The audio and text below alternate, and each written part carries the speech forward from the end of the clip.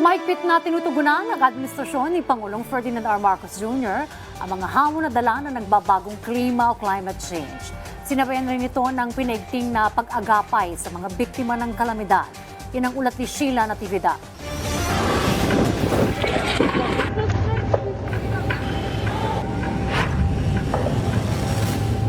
Buhos,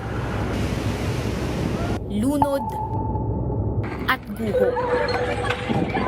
Ito ang mga salitang madalas nang naririnig sa tuwing sinusubok ng kalamidad ang bansa.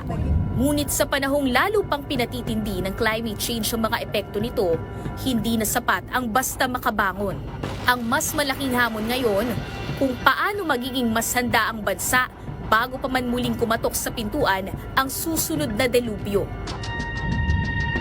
Noong 2025, sunod-sunod na sinubok ng malalakas na bagyo, pagbaha at lindol ang iba't ibang bahagi ng bansa. Libu-libong pamilya ang napilitang lumikas habang nasira ang maraming tahanan, kabuhayan at mahalagang infrastruktura.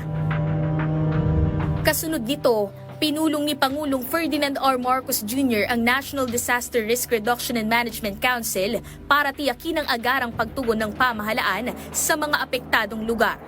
There was a proposal from the NDRMC which I approved that we will declare a national calamity because ilang regions na yan. There will be almost 10 regions, 10-12 regions that will be affected.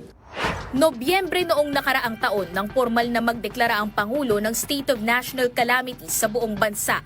Isang hakbang na nagbigay daan sa mas mabilis na pagpapakilos ng serbisyo ng iba't ibang ahensya ng pamahalaan. Kasabay ng pag-iral ng State of National Calamity, naglaan ng 760 million pesos na pondo ang pamahalaan para tugunan ang pangailangan ng ating mga kababayang labis na naapektuhan ng mga nagdaang sakuna. Dahil din dito, mas mabilis na naipaabot ang relief operations maging ang rehabilitation programs, partikular sa malalayong lugar. Ngunit higit pa sa agarang pagtugon, binigyang diin ng gobyerno ang isang whole-of-government approach sa paghahanda at pagtugon sa mga kalamidad. Mula sa weather monitoring ng Pag-asa, rescue operations ng PNP, BFP, AFP at PCG, pamamahagi ng ayuda ng DSWD, clearing operations ng DPWH, hanggang sa koordinasyon ng Office of Civil Defense at mga lokal na pamahalaan, layunin ng Pangulo na maging mas mabilis, mas maayos at komprehensibo ang pagtugon sa bawat krisis. Pero para sa pamahalaan, hindi dapat nagtatapos sa rehabilitasyon ang mga hakbang sa tuwing may sakuna.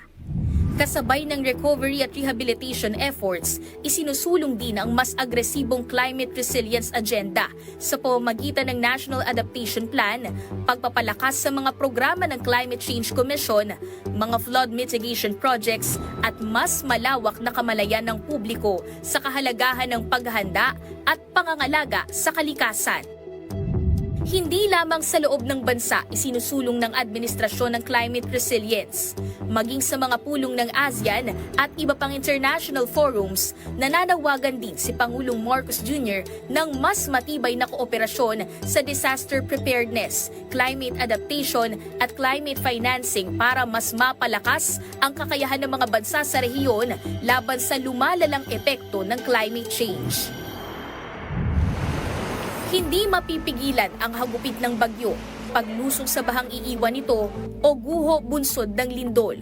Ngunit sa pamamagitan ng mas pinalakas na paghahanda at mas mahigpit na koordinasyon ng gobyerno, layunin ng administrasyon ni Pangulong Marcos Jr. na hindi lamang makabawi ang bawat komunidad mula sa mga sakuna, kundi maging mas matatag para sungin ang hamong dala ng nagbabagong klima.